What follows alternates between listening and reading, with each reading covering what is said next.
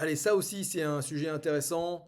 On va parler des villes françaises où vous n'aurez jamais de problème de locataires.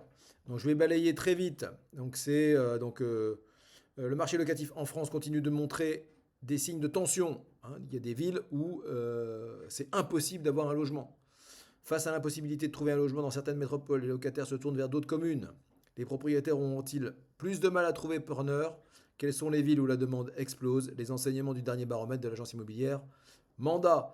Alors, vous n'allez rien apprendre de particulier dans cette vidéo. On sait déjà que l'emplacement dans l'immobilier est primordial. On sait que si vous achetez à proximité des nouvelles lignes de métro, de tram, etc., dans les grandes villes ou les villes intermédiaires, eh bien, généralement, vous aurez un emplacement premium et vous pourrez prétendre à une plus-value à la revente, normalement.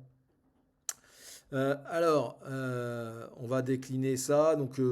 Rapidement, comme je vous le dis, parce que je ne veux pas que la vidéo soit trop longue. Euh, on va parler, vous allez voir, de nombre de demandes pour chaque ville pour un logement mis sur le marché. La crise de l'immobilier n'affecte pas les seules transactions, le locatif souffre aussi, conséquence de l'incapacité de nombreux ménages à acheter. Et oui, ça c'est le problème. Comme on n'arrive plus à acheter aujourd'hui, c'est compliqué à cause des prix, même si les crédits se sont détendus, c'était compliqué aussi. On se tourne vers la location. Et donc le marché de la location est en très forte tension. Certes, la tension locative se relâche progressivement avec une demande inférieure de 20% entre le troisième et le quatrième trimestre de l'année 2024, on est content de le savoir. Mais la demande reste historiquement élevée, avec une moyenne, retenez bien ce chiffre, on verra donc quels sont les chiffres dans les autres villes. Ça, c'est la moyenne française. 13 candidatures et demie par annonce. Une annonce qui est mise en ligne par un propriétaire va recueillir en moyenne 13,5 candidatures. Ça veut dire que le propriétaire, il est confort, il peut choisir son locataire. Surtout, il faut avoir en tête que le dernier trimestre de l'année, avec la période des fêtes, est l'une des périodes où la demande locative est la plus faible. Et cette année ne fait pas exception, souligne l'agence Mandat. Voilà.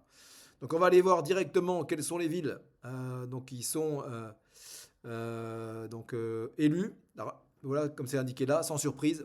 Paris est sans surprise première au palmarès de la plus forte demande locative, avec 44 candidatures par annonce, hein. Donc je vous rappelle, la moyenne c'est 13,5. À Paris, on est sur 44 candidatures.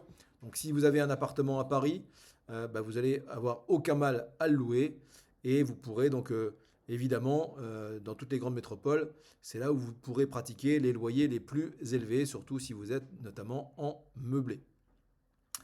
Bon voilà. Ensuite, on nous parle des villes environnantes sur Paris, parce que quand on trouve plus sur Paris, eh bien on va se recueillir, on va rechercher sur la banlieue, Clichy, Rosny-sous-Bois. On voit que les demandes explosent très fortement. Voilà, Argenteuil. Mais on nous parle aussi d'une autre métropole qui est aussi extrêmement demandée, c'est Bordeaux. Et ça ne m'étonne pas parce que Bordeaux est une ville magnifique. J'ai des souvenirs récents assez extraordinaires et c'est vrai que c'est une ville qui fait envie. Et donc sur Bordeaux, on est passé, ça a bondi de 79%, on est passé de 17 candidatures pour un appartement proposé à la location à 27 candidatures. Okay. Ensuite, viennent derrière Paris et Bordeaux, Nice et Marseille, qui sont à égalité à la troisième place, parmi les villes les plus recherchées par les locataires. Les deux villes bordant la Méditerranée ne suivent pourtant pas la même tendance. On a d'un côté Marseille qui arrive avec une augmentation de candidature de 34% sur un an. Et on est à combien Où est-ce que j'ai vu le chiffre? Bon, on va le voir plus tard.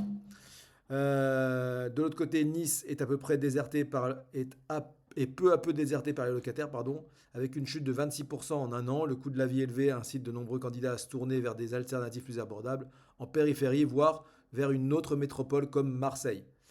On ne nous a pas donné les chiffres. Ah si, avec 17 candidatures. Hein, donc je rappelle encore les chiffres, 13,5 en moyenne, 27 sur Paris, 17 sur Nice et Marseille. Et ensuite, on va aller à Lyon. Et à Lyon, on est à 15 candidatures pour une annonce.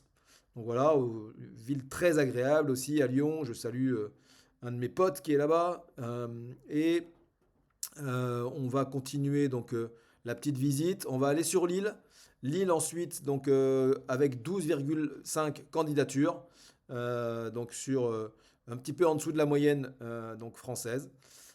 Mais une ville voilà, où j'ai eu récemment des échanges avec des clients où il n'y a aucune difficulté pour bien investir, bien louer. Voilà, ça reste des villes où si vous recherchez les pépites et que vous prenez votre temps et que vous voilà, vous précipitez pas et que vous affinez bien vos recherches et l'emplacement, vous allez faire encore des bonnes affaires dans l'immobilier pierre. Viennent ensuite Rennes, Toulouse, Montpellier, qui restent toutes trois parmi les plus attractives également, hein. Donc Montpellier, si vous ne le savez pas, c'est juste à côté de chez moi. J'habite à la Grande Motte. Et effectivement, c'est une ville très agréable également. Et là, on est à 11 ou 12 candidatures dès que vous mettez en ligne un bien sur Le Bon Coin, seloger.com, hein, qui sont les sites phares. Voilà, donc je voulais vous partager ces chiffres-là, c'est toujours intéressant, hein. Donc si vous voulez investir dans l'immobilier pierre, eh bien c'est plutôt vers ces villes qu'il faut se tourner. Mais je veux quand même ajouter dans la boucle toutes les villes intermédiaires. On nous dit souvent que toutes les villes qui ont bénéficié, qui sont sur une ligne TGV par exemple, hein, des villes comme Angers, j'ai ce nom-là en tête. Il y a aussi toutes les villes qui vont relier Lyon à Barcelone, hein, donc tout l'arc méditerranéen, les villes comme Montpellier, bien sûr, mais c'était déjà le cas. Donc Béziers, Narbonne, Perpignan, tout ça, c'est des villes qui, voilà, ils vont prendre encore, outre l'attractivité et l'héliotropisme lié au soleil, eh bien, ça va amener des locataires. Et donc, c'est des villes où on peut largement regarder, sans être des métropoles, elles restent très intéressantes. Je vous dis à bientôt. C'était un sujet immobilier. Bien sûr, si vous n'avez pas envie de vous ennuyer avec les locations et la pierre, eh bien, il reste les SCPI. J'ai fait 2 vidéos sur 2 épisodes différents qui vous démontrent pourquoi les SCPI, peut-être en complément de l'immobilier pierre, c'est vous qui déciderez. J'ai des clients qui font que des SCPI maintenant et j'ai des clients qui font les deux. Voilà, à très bientôt.